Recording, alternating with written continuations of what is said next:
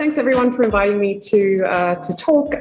This is very new work. At least it's been going on for a long time, but it's the first time we've kind of pulled it together to present. And so very much in development, and I'm very pleased that I have an opportunity to get feedback from all of you. So, as we go through, if you have any questions, please feel free to let me know, and I can see how we go at answering them.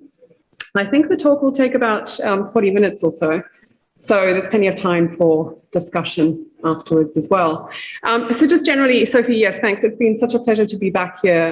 So 3.5 weeks has gone much too fast. And I really hope that, I get to come back more regularly now that COVID is hopefully behind us. Okay.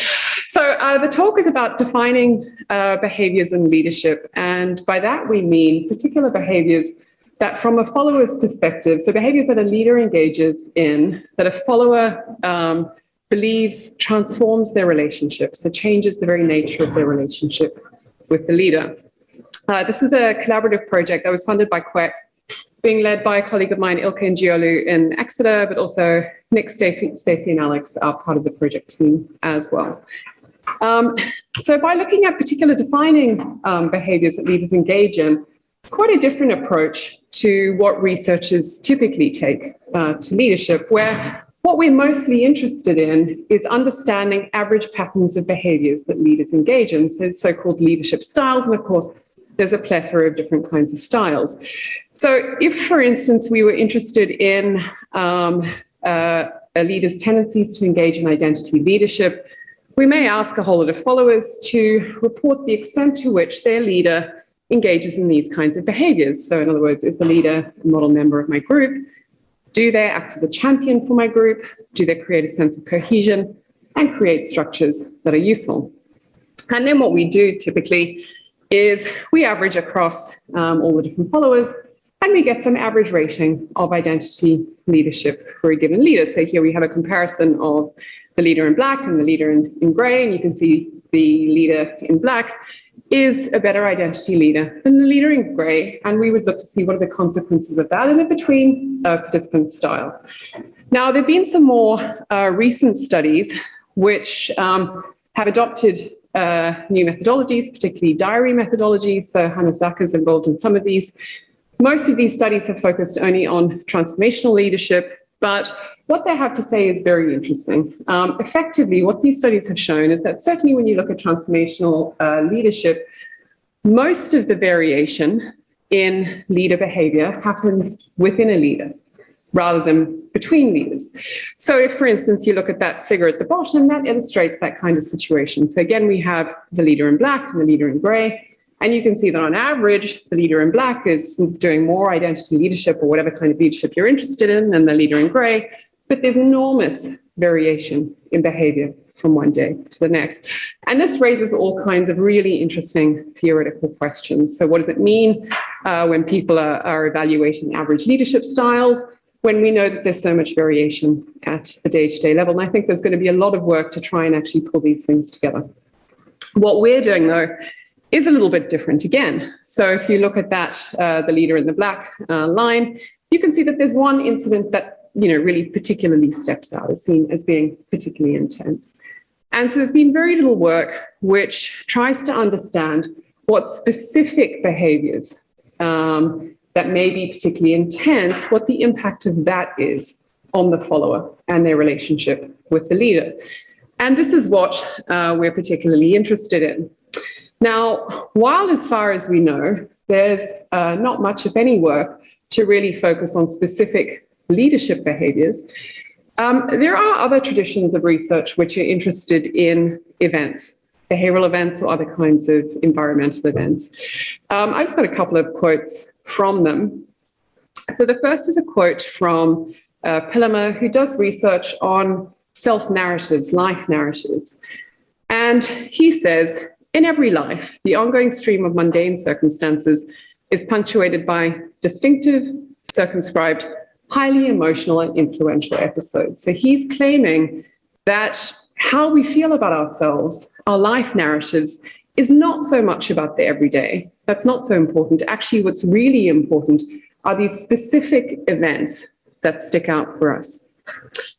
Frederick Morgeson and colleagues wrote an AMR, I think it's called Event Systems Theory, where they're essentially published in 2015, and they're really saying that, look, as organizational scientists, we should pay more attention to events in organizations. So just an extract from that paper, what they say is, without a doubt, enduring, stable organizational features are crucial. So what happens on average does matter. But it's also clear that organizational phenomena are not solely limited to these average stable features. Events differ from features in many ways, but perhaps the greatest difference lies in the fact that events are discrete, bounded in space and time, and they can also be strong enough to produce change. So really trying to argue for a focus on events. And what they further elaborate on, that when you look at events, because they are bounded in space and time, it encourages us to engage more with dynamics in organizations and take more of a temporal perspective on what might be happening. So they're talking much more about sort of broad environmental changes. Coming back to what we're interested in, which is particular leadership behaviors, is there any evidence that this may be a phenomenon? Now, if you think of your own relationships with leaders, you may be able to think of something or you may not. But this really was an open question for us. So I just did a little bit of an internet search to see if I could find any quotes which related to political leaders and events that shaped how people responded to them.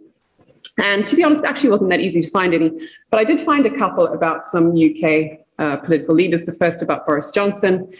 And here, a member of an audience describes what happened at a farewell party for a member of the government that was leaving or resigned. And Boris Johnson was due to give a speech, and typically when you give a speech on that occasion, you talk about how wonderful that person is, how much you're going to miss them, and wish them the best for the future. But Boris Johnson didn't do that. What he decided to do was use that opportunity to really get stuck into the Mayor of London. So he used it for completely different purposes. And what the audience member said was like, look, this is quite an odd thing to do. It was Bernard's night. That's the thing you learn about Boris. Everything is always about him. So for this particular person, that one event really solidified his understanding of what Boris Johnson was like as a person. If we look across the political divide to Gordon Brown, when he was Prime Minister many years ago, there was a time at which he was thinking of and being rumoured to wanting to call a general election to legitimate his position. But then the Tories made a tax policy announcement. They had a bounce in the polls, and Gordon Brown pulled back from that. And he was widely criticised for doing so. And so what one journalist said about this is that Gordon Brown blinked and cancelled the election. This behaviour crystallised voters' doubts about his character and capacity to lead. So in other words, this particular behaviour really spoke strongly to voters in general about the fact that he maybe wasn't a particularly good leader and affected his how they responded to him thereafter. So at least you can find some things out in the world that maybe suggests that these defining behaviours do exist in people's relationships with leaders, but nonetheless, that's not very strong evidence. So if there are such a thing as defining behaviours, we also need to think about, like, why is it that they could have an effect, or how is it that they have this effect?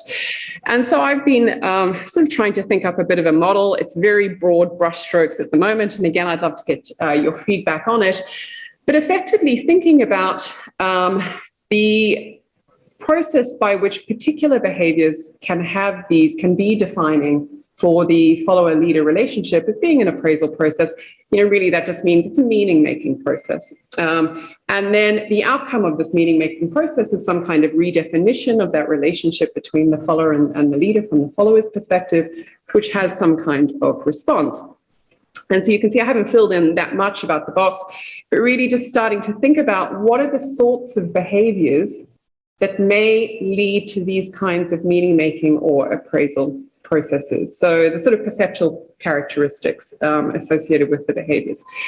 So the first idea is that whatever the behavior is, it needs to somehow attract attention. So people need to attend to it and want to think and make meaning about it. So events that are unexpected, novel, that disrupt the stream of organizational life and that are seen to be important in some way, not just trivial things that happen.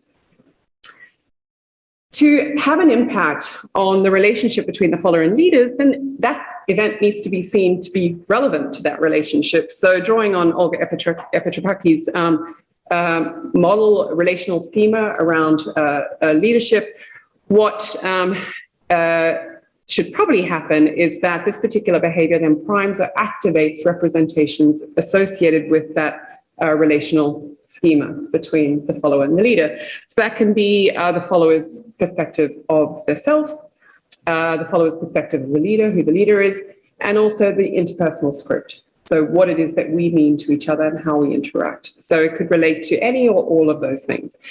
And then that behavior needs to be seen as diagnostic. So it's telling people something about me, about the leader, and about us, how we interact and how we relate to each other.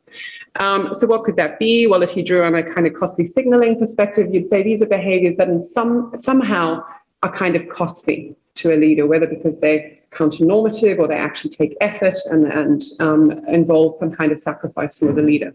Those kinds of behaviors are likely to really shift people's sense of what leaders are like and how they actually relate to us. Now, when all these characteristics are satisfied, people then have to make sense of what this means. What does it say about me, the leader, and us? And as a result of that, it results in some kind of update of that relational leader-follower schema. And then that has responses, which is obviously really what we care about. So like any appraisal process, you would think it would have some affective or emotional responses. We approach this with from an identity perspective. And so you would say, well, if it's updating the relational schema, it should have an impact on people's personal identification with the leader. And then we're interested in the impact of these kinds of events on people's well-being and engagement in the workplace. Okay. So based on this, and really our very open exploratory questions, we just had 3 main research questions that we wanted to answer in the context of this research. So first of all, is this a phenomenon that happens? So in other words, do people experience some leader behaviors as defining, as transforming their relationship? Do these defining behaviors, if they happen, actually have implications for the kinds of things that I was talking about? Do they shape followers' personal identification with the leader? Do they have impact for followers' well-being at work and also their engagement in the workplace? And then finally, if these behaviors happen and they have these consequences, what are they? Are they specific things that leaders do that are likely to be defining? And so that was the most time-consuming part of the project and why it's taken so long to get to this point. All right, so I'll try and answer those questions more or less in that order. So this project, we collected data in 3 batches. Altogether, we had over 1,200 prolific participants who passed all the exclusions. They were supposed to reside in either the UK or Australia. They were supposed to be full-time workers, and we wanted them to have had at least some length of relationship with their leaders, so more than 2 years. And so they were asked to complete a survey on leadership and health at work. Now, in relation to our first research question, do people experience defining leadership behaviors? The resounding answer is yes. So in the survey, we described what we meant by defining leadership behavior, and I'll tell you in the next slide what that looks like.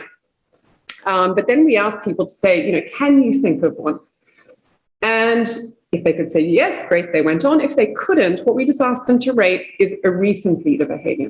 So there was no incentive in terms of financial payout for anything like that, or what the questions were, to actually say that they could think of a defining behavior. They could just as likely say, no, I can't, and they did another version of the questionnaire. And so what we found was that the vast majority of people said yes, they could think of something, so 92% of people. And so that was a really, really high number. We were very pleased because it meant we had something to work with. We had data we could use. And so our final sample for analytic purposes is, as you can see, over 1,000 instances that we had from participants. So the participants on average were 40 years old. There was a slight majority that was women. Most of them were at intermediate level positions at work. and half of them actually managed a team. So these are not sort of newbies in the workplace. They're people who are reporting a fair amount of experience at work. Their line managers, slightly more likely to be male, and they were more senior, not surprisingly. The average relationship tenure was 6 years. So they had quite a long period of time over which to actually think of whether something had happened. So this was our instruction for getting people to think about a defining behavior. So participants read, we would like you to think of the history of your interactions with your current line manager and tell us about one time that their behavior had a particularly marked impact on the way in which you thought or felt about them. This could be a behavior that changed the way you thought or felt about your line manager in a positive or a negative way. It could be a big behavior or a relatively small one. It may have occurred in a private setting or a public one. Could be quite an old one or a relatively recent one. But whatever it was, it should be something that stuck with you and was important for shaping the way in which you think and feel about your current line manager. Okay. So for those who said that they could, we then asked them to provide a free response description of the behavior. That was the very time-consuming thing. We spent many months trying to code these behaviors, and then also talk about circumstances around that. So who was there, when it happened, and so on. And then we had a series of single item and scale measures related to variables of interest. So the first single item measure effectively is a manipulation check around transformation. So participants were asked, what effect did the behavior have on how you felt or thought about your line manager? And that was rated from 1, very negative, to 7, very positive. So if they've thought of something that's defining, they should be at the extremes of that. Just one behavioral characteristic that I'll focus on here is whether they said that behavior was novel and unexpected or relatively common and expected. So in other words, is it the uncommon, unexpected things that grab people's attention and more likely to be defining? We were also interested in seeing whether these behaviors mapped onto established leadership styles. So people were asked to think about that behavior and then respond to measures of leadership styles by saying how much that behavior reflected the kinds of things that were measured in that leadership style. So they did the full version of the ILI. They responded to a directive leadership scale, empowering leadership scale, charismatic leadership, passive and abusive leadership. And then in terms of the dependent variables we were interested in, so we measured they were asked to think about the time immediately after the behavior and then to say how much they identified with their line manager. I think that was a 3-item scale. They were also asked to say how much they identified with their work team after that behavior. They then reported their affective reactions in terms of high and low activation, pleasant and unpleasant emotions. And then for work engagement, they were asked to say, think about the impact that the behavior had on you, if it had any impact. And so in other words, did it lead to less or more burnout, thriving, learning, and vitality on the job? So using established scales for those. Now, of course, this is all very limited by the fact it's retrospective, but it's very much a start in this space. All right. So if we have a look at that manipulation check, so just the ratings of how much the defining behaviors transformed relationships. So we've just got summary there of the percentage of defining behaviors that were rated from being very negative to very positive. You can see some of those have a 4, those should probably be excluded from the sample. Most people are saying they're having some positive or negative effect. Initially, we weren't sure how we would go with getting positive and negative behaviors, actually. If anything, we expected that we would have more negative behaviors. They tend to be more salient. People tend to remember them better. But actually we found, although the intensity varies as a function of valence, that there's almost exactly the same number of positive and negative behaviors. So people are talking about particular things that shifted their relationship very positively and very negatively. So you can see that the positive behaviors are more likely to be extreme in intensity than the negative behaviors are, which I guess is generally a good thing. It's good that not too many people or fewer people are experiencing these very negative things at work. So here, just to look at that one characteristic of the behavior, so it's expectedness. What I've just done there is divide the behaviors as a function of whether they are negative, had that negative transformation or positive transformation, the negative transformation, the red bars, positive transformation of blue bars. And that's just the percentage of defining behaviors that were seen to be from 1 completely unexpected to 7 completely expected. And so what you can see is that although it's fairly flat for the first 4 scale points, there's a big drop off at 0.5. So the vast majority of these behaviors are seen to be unexpected. So they are the kinds of things that attract attention and lead people to want to make sense of what this particular behavior means. You can see that the red bar at the extreme left is a little bit higher. So negative behaviors or negative transformational behaviors are slightly more unexpected. Or more likely to be extremely unexpected than are positive ones. Okay, so what I've summarized here are the correlations between people's reported relational transformation and the different kinds of leadership styles. So just looking along the x-axis, first of all, we got the first 4 dots there correspond to the 4 subfacets of the ILI, the Identity Leadership Inventory. So how prototypical is the leader? How much do they advance the group? How much do they engage in identity entrepreneurship and identity impresarioship?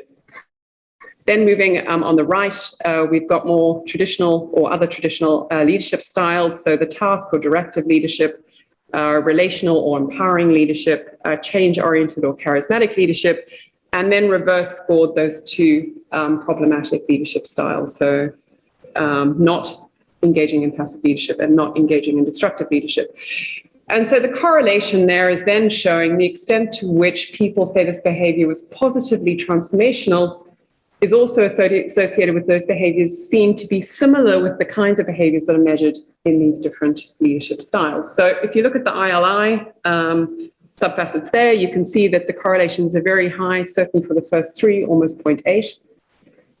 You go down into the other traditional leadership styles, you can see the correlation with task or directive leadership is very, very low.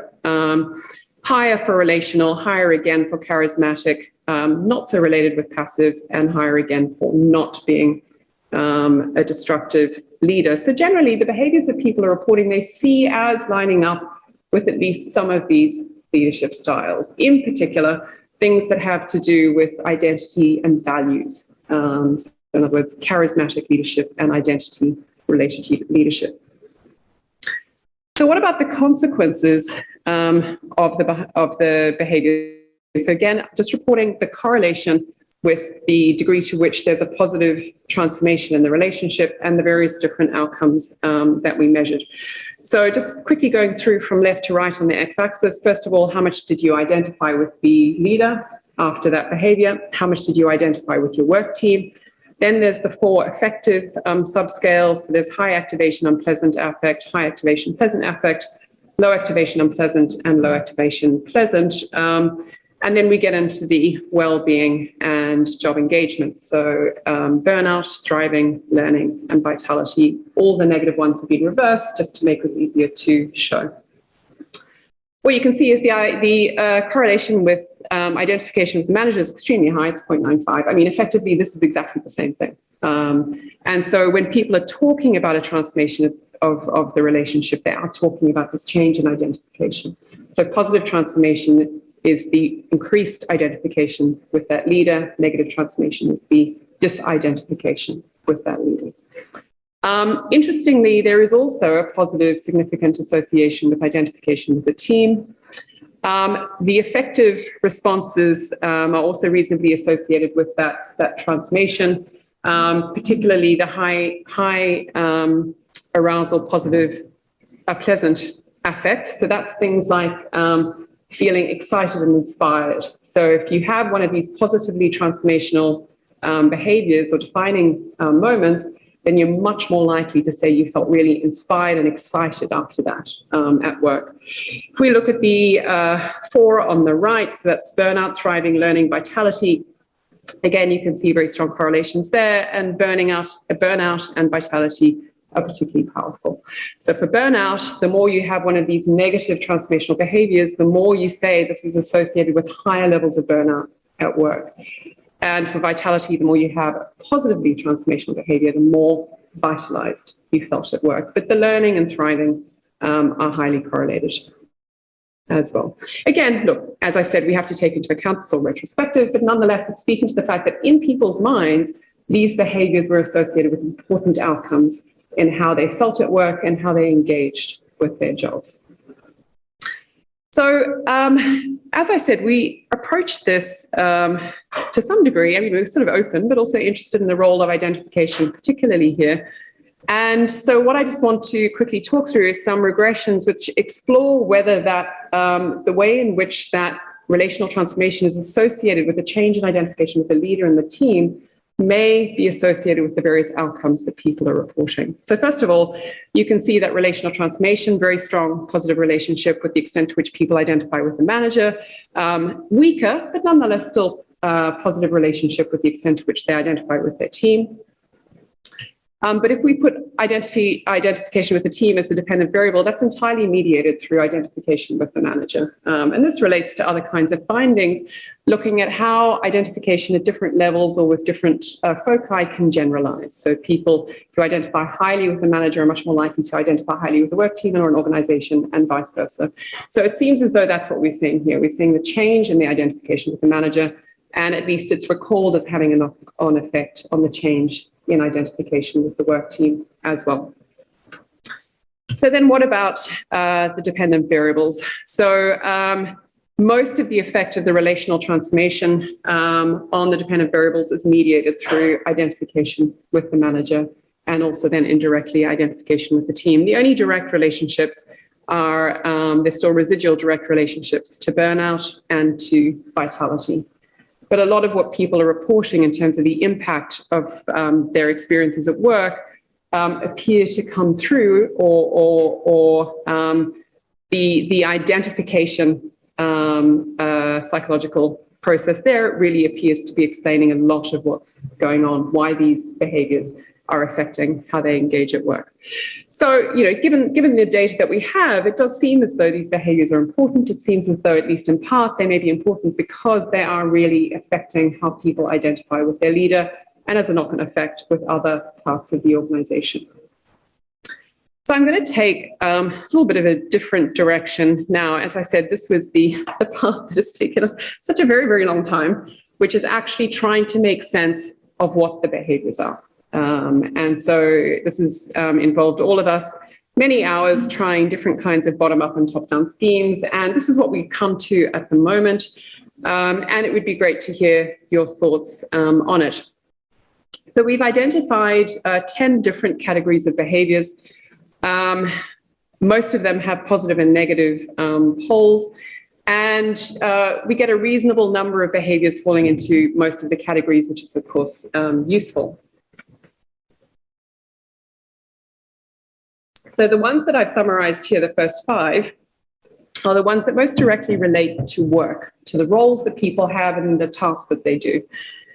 So the first category, their role, is really about whether the leader is enacting the responsibilities of their role. Are they doing what a leader or a manager should do? So the positive example there was when a participant said that Tim, their leader, told them in private he was about to sack a manager at my level for not pulling his weight and being disruptive.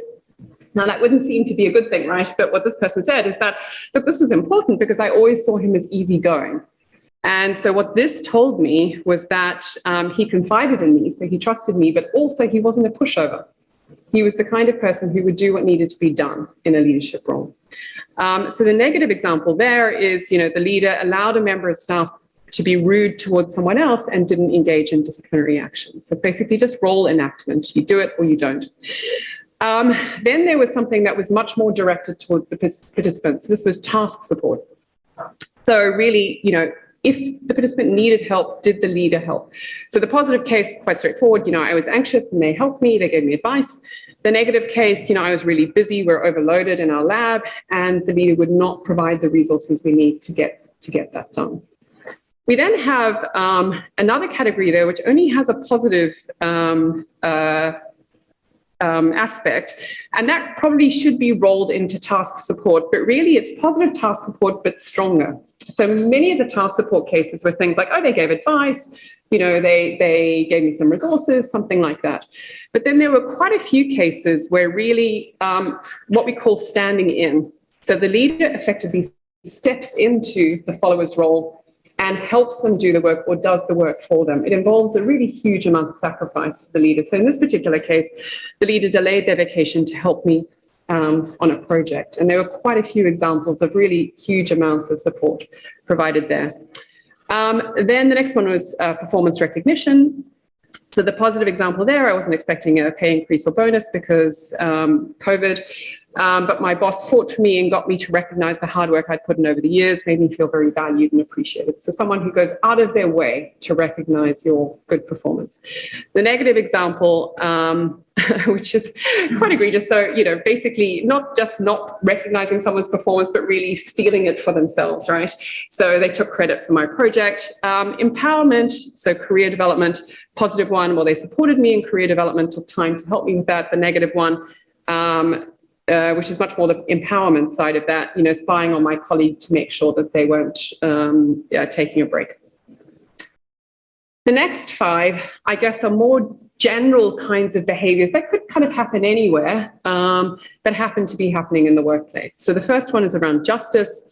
So the positive justice example was there was a particular job that was available, and the line manager was very fair in showing this person and the colleague in an unbiased way, helping them to take advantage of the opportunity. Then there were the various justice breaches. This was a case of a leader who told a small lie, and that person never really trusted them ever again. Then there was undermining standing up. So the positive is the standing up side. When there's some kind of pressure on the participant from the organization, the leader really stands up for them and protects them in the organization. And the negative side is when they pull the rug out from someone or really hinder their ability to do their job at work. So in this case, it was about someone in a very public way and very rudely chastised that worker. Respect was more about just general interpersonal behaviors. So the positive respect tended to be about when a leader went out of their way to solicit opinion and listen to what it was that the worker actually had to say. Negative ones, you know, inconsiderate, rude, domineering kinds of behaviors. Personal connection. So either there was something typically non-work related, like in this case, the leader spoke about the fact that she had an autistic son, and this really allowed them to feel much closer to one another. Or something happens which makes people realize that, oh, I thought she was my friend or he was my friend, and now I realize actually we're not friends at all. This is purely a work relationship. And then the final one, which was actually a very important set of behaviors that emerged as well, was around non-work support. So the positive example here is someone's mother was ill and died, and the leader was super understanding, sent flowers, gave them lots of time off, gave them the time they needed to deal with that. The negative example is kind of the opposite. So someone also had someone ill in hospital, and the leader was kind of harassing them about not delivering on their work. So what I've got in this figure here is those 10 different behavioral categories at the bottom, and the blue circles are when there's high levels of, so in other words, that was a positively transformational behavior, a positive version. The red circles are when it was a negative version of that behavior. And so I've plotted the average transformation for each of those behaviors. The size of the circle is the frequency of those particular categories. So there's a number of things that you can see from this. First of all, most of those behaviors have similar levels of transformational capacity. So it's not as though one of those behaviors really does much more than any of the other ones. So it suggests as though generally there are lots of different things that leaders can do that can be positively or negatively transformational. It's not easy to just say, oh, just do this and you'll be fine, or don't do that and you'll be fine. There's lots of different ways that people can do it. The other thing that you can see is that some behaviors, though, were particularly prevalent. So the most prevalent ones were justice breaches, that's the negative justice, disrespectful treatment, and also the provision of non-work support, that's the positive non-work. We had, all of those were more than 10% of total cases. The really rare ones were, in particular, positive justice behavior, so unbiased behavior or whatever. People just really, I think we had, I don't know, 3 cases, so really don't pay much attention to that. A break of personal connection, and a lack or the negative performance recognition side. So I guess what this speaks to is that in a particular category, there's certain behaviors that are, I guess you could say, more diagnostic, and that's what people are attending to. So being disrespectful is more unusual and diagnostic than being respectful. Most people are reasonably polite in everyday life, right? So if someone is disrespectful, that's going to attract attention more than being respectful. Equally, providing non-work support, that's very costly and time-consuming, requires a huge amount of mental consideration on the part of someone in the workplace. So it's not something we expect, but when it happens, it's highly diagnostic. It tells us a lot about what that person is actually like.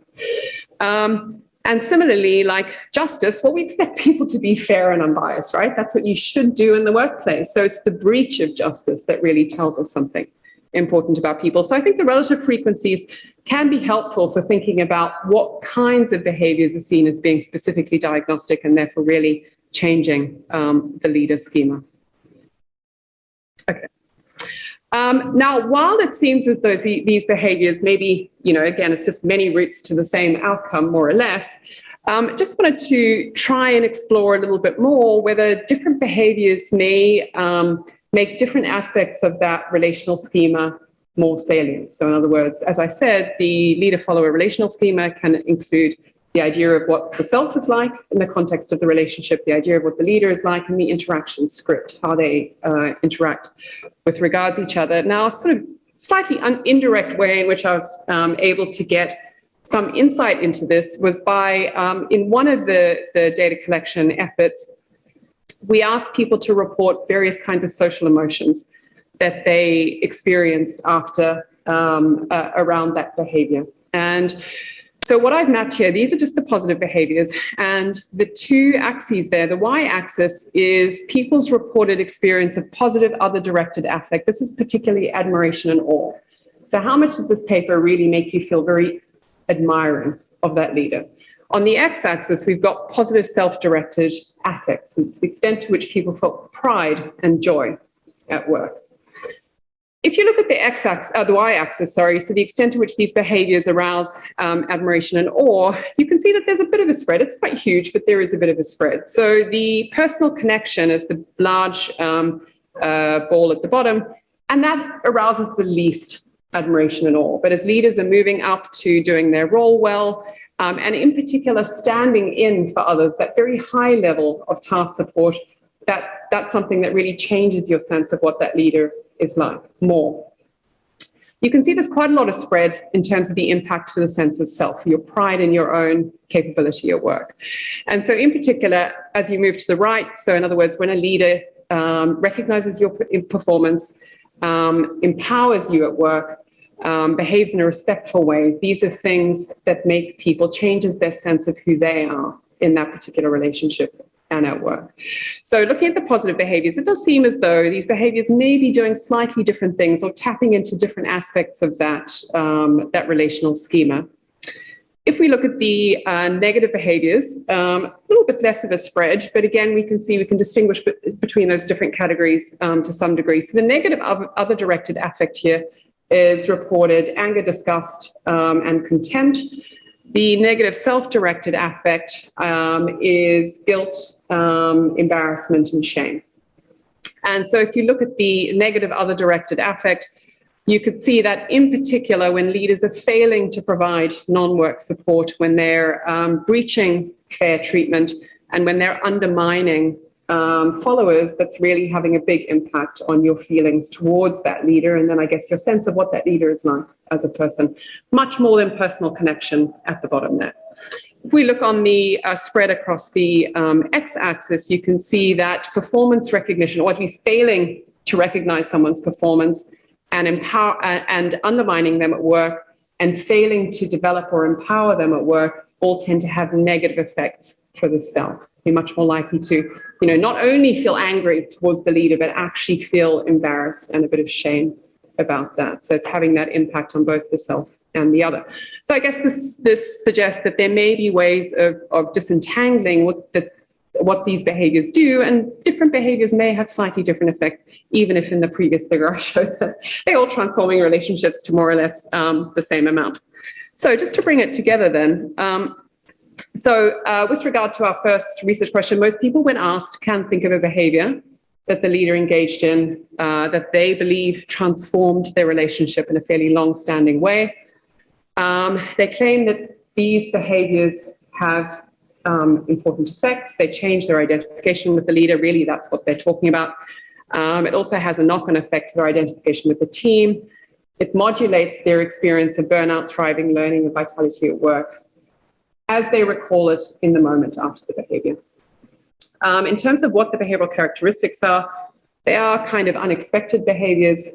They're likely to be behaviors that are more diagnostic, so unusual, which really you believe tells you something about what that person is really like and how they think about you. They may, to different extents, activate self-schemas, leader schemas, and also the interpersonal script in that workplace. And in terms of the leadership styles that they seem to map onto more closely, they seem to map most closely onto behaviors that are associated with identity leadership, charismatic leadership, and to a lesser extent, relational leadership. But overall, I think what I take from this is that there's really a very varied set of behaviors that people say are transformational in the workplace.